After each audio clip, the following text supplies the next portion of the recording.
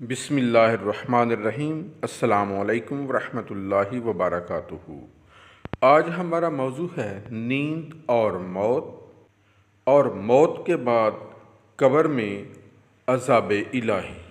इमाम अबू हामिद गज़ाली रहमतुल्लाह अलैह से सवाल हुआ, हज़रत, हम उलमाए कराम से अज़ाब कब्र के बारे में सुनते हैं कि मैयत को इसके गुनाहों की बदौलत कब्र में अज़ाब होता है।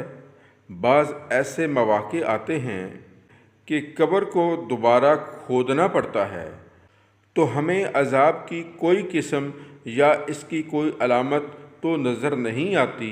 मसलन ना तो आग नज़र आती है, ना ही कोई सांप और ना ही बिच्छू। इसका सबब क्या है?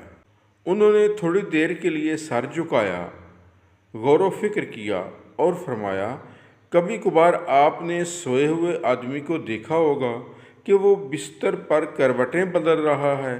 कभी देखता है कि कातिल इसकी तलाश में है, कभी सांप या बिच्छू को अपने ताक़ुब में देखता है, कभी आग लगी हुई है और वो इससे भाग रहा है या जल रहा है और खौफ से चीख रहा है। इसको बाकायदा दर्द होता है। वो बाज़ औक़ात चिल्लाता है, मगर इसके साथ के लोगों को पता नहीं चलता कि इसके साथ क्या बीत रही है। बाज़ औक़ात अगर डरावना ख्वाब देखा तो नींद से फौरी उठने के बाद इसकी अलामात भी चेहरे से नज़र आती हैं। चेहरा फक हो जाता है, रंग पीला होता है, पसीना आया होता है। ये नींद मौत की छोटी सी किस्म है। कब्र की नींद तो बड़ी है।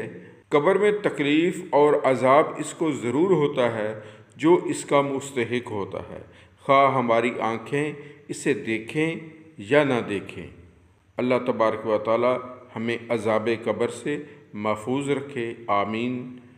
वीडियो अच्छी लगे तो इसको लाइक कीजिए, शेयर कीजिए और चिराग इल्म यूट्यूब चैनल को सब्सक्राइब कीजिए। शुक्रिया।